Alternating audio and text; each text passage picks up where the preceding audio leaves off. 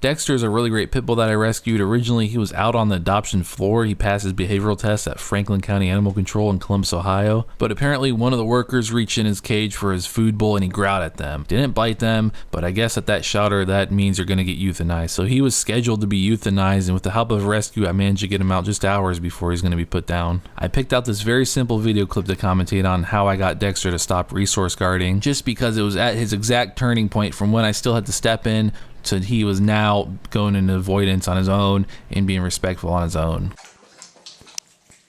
Let me pause the video right there. Now, I'm using one single food bowl for all 3 dogs. This is how you train them. You have to use one single food bowl. If you give them all their own bowl and you got a dog that has a problem, you're just putting a band-aid on that problem and you're not really solving anything. Now, I do give them their own bowls now at the same time because he's over it and it's way easier. Now, the dog or dogs that have these issues should never eat first. It's got to be the balanced dog that doesn't growl at other dogs or people. They always get to eat first. And that could be either Bruce or Lucy in this case, but Lucy's not very food driven, so my Bruce is the fat boy. He likes to eat. Come on, Dexter. Come on, boy.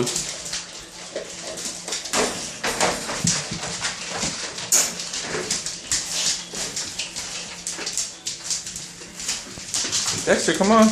You can see Dexter pacing around, a little anxious. He's not quite sure what he's supposed to do, but this is at his turning point where he does know now that, okay, what I shouldn't do is go over there and start eating Bruce's food and growling at him and get into a fight with him. So this avoidance that he's doing is much preferred over that. I'm also trying to give him some positive reinforcement to let him know what he is doing is what I want him to do. And this whole process is a combination of positive reinforcement and some negative, like some touches for a hard no. I'm sure a lot of people would like to get in a debate with me about negative reinforcement training, but the fact is, with more severe issues like this and not just obedience type stuff, positive reinforcement training just doesn't have enough tools in the bag. But I will say focus is a very powerful tool. That is what is gained through a lot of positive reinforcement training. If you can get your dog to stay focused on you with a look command or whatever, anyway, that just by itself can keep the dog out of a lot of trouble just because they'll respond to verbal commands better and they'll also be more likely to avoid distractions. What you doing, boy? What you doing, boy? You're not gonna eat?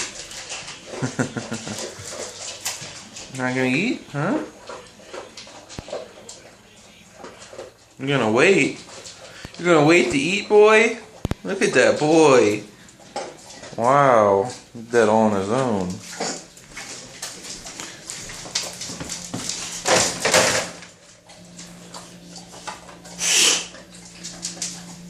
Alright, Bruce, you're definitely done though, bud.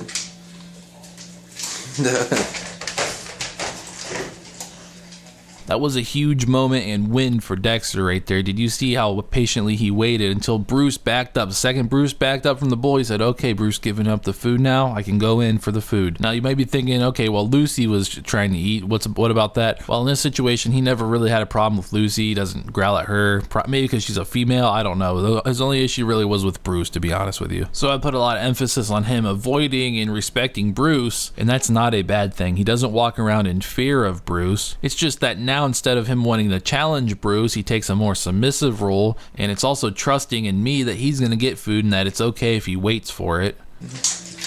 Look at that. He waited. Bruce backed up. He came out. That's funny. That's what I taught you to do, boy. That's a good boy. Yay, no food problems.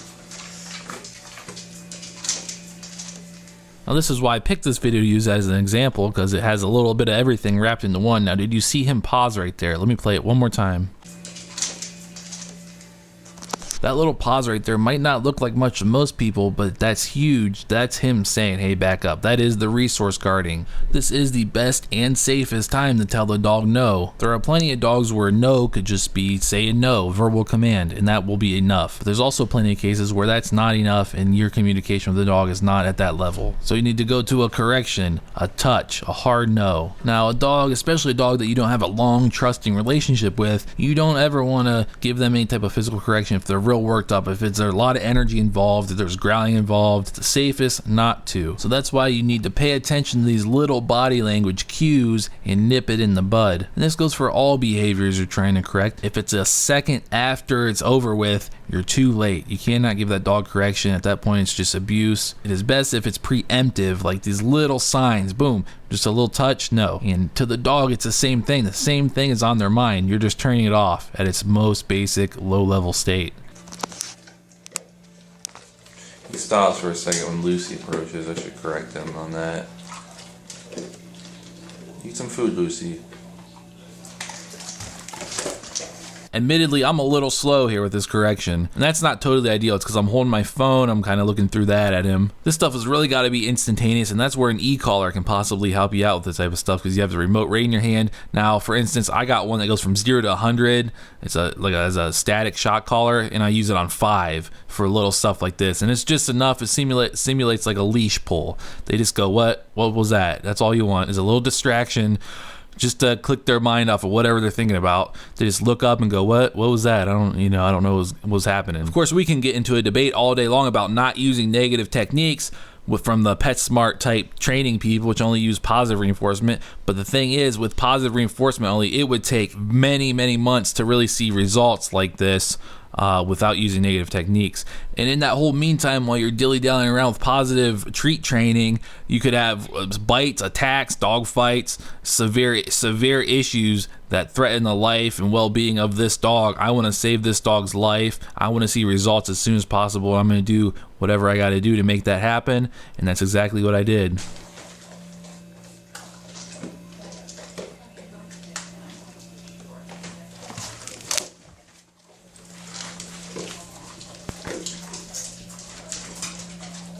He doesn't make any noise at her or nothing, but he stops. And it's remarkable just how fast you can start to see results with this. I truly believe dogs want nothing more than to please their owners and live in harmony, and they just need some communication. You just need to be able to communicate with them. They want to know what you expect from them. And that communication is at all kinds of different levels for every dog. Every dog's different. Like I said, there was one dog that had this same type of problem. One time, all I had to do was say, I yelled no.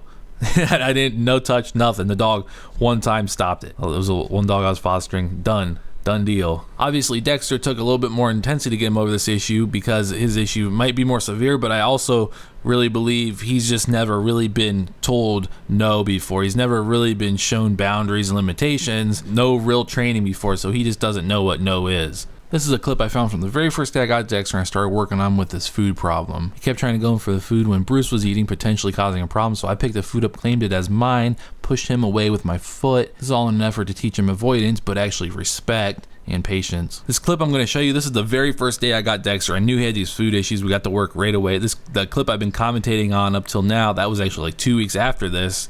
2 weeks after I got him, and you could see how much progress he made in that short time. And I would largely sum this clip up as a mistake. As this, what I was doing here is largely stupid, very potentially very dangerous, but the flip side of that is perhaps being as ballsy and I guess as stupid as I was being could contribute to why he got over it so fast and why we made so much progress, and why I don't have to worry about it anymore. Basically, Dexter's 100% determined and focused here to get to the food, and I am physically restraining him, sending the message that we don't operate this way in the house. You don't get to have whatever you want. You have to wait for the other dogs to eat. You're down on the list, buddy. Now, you can knock me all you want because this might be very stupid, but you can't knock the results because we got results extremely fast, and he's now a very safe dog. Goes in complete avoidance. But yes, what you're gonna see here is actually, I would sum it up as a mistake. It's very stupid. I would not recommend doing this because I'm essentially using my other dog as bait, and myself possibly, if he were to turn and lash out. So it was very stupid situation here. But I said, hey, we're gonna get over this now, man. We're not gonna play around. We're not gonna play. First day you're here, these are the guidelines. This is how we do it in the house. Anything else is unacceptable. Go ahead, Bruce. Go ahead. Go ahead, boy. Go ahead. Look, boy, right here. Right there, food.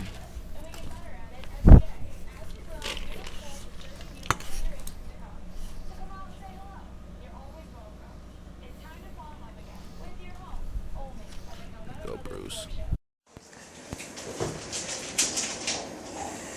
Good boy.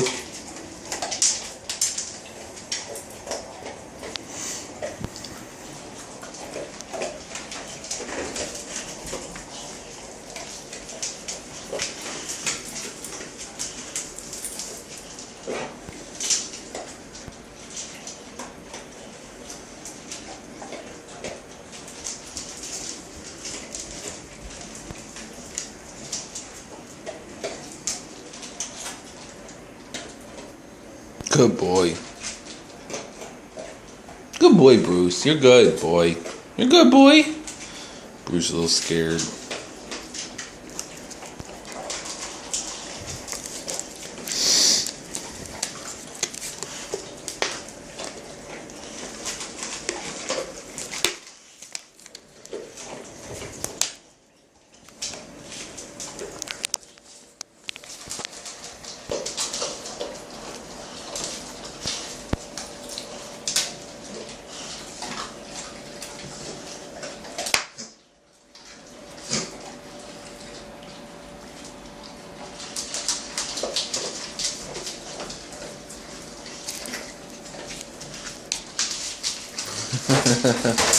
Look at that. So I've taught him he's got to wait, and he completely respects Bruce at the bull now. So this is very good. That's good, boy. Good boy.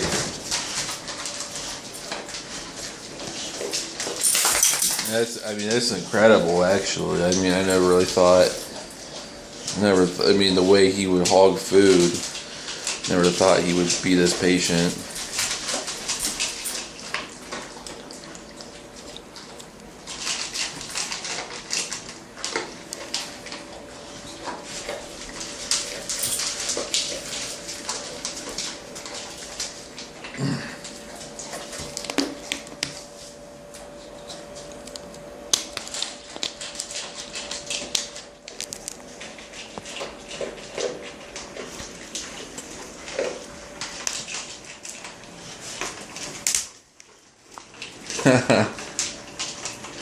I haven't even had to tell him anything or give him any type of corrections right now. He's just doing it on his own.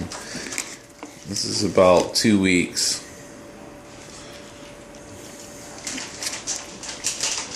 About 2 weeks of making him. I mean, he's done this sooner, but not quite on this level. But this is about 2 weeks of just making him wait for Bruce to eat. And what I can't do, what will trigger him, is if I try to get Bruce to move away from the bowl, because Bruce kind of overeats a little bit. Like, he should be done by now, because they're eating twice a day. He's getting too fat. But I can't push him away. If I try to tell Bruce to get away from the bowl, Dexter's going to takes that he's being protective of me. He sort of takes it as I'm saying attack Bruce if I go to push him away. So that's the only time I've gotten in trouble with this, is when I try to tell Bruce to get away from the bull.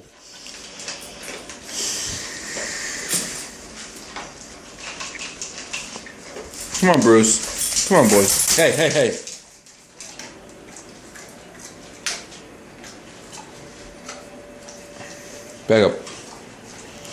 Back up, Dexter. Hey.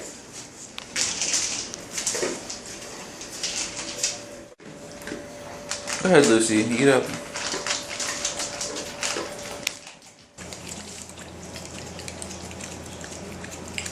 I take it that's your first time ever having peanut butter, boy. You like it? You like it? Huh? Yeah? You want some, Lucy?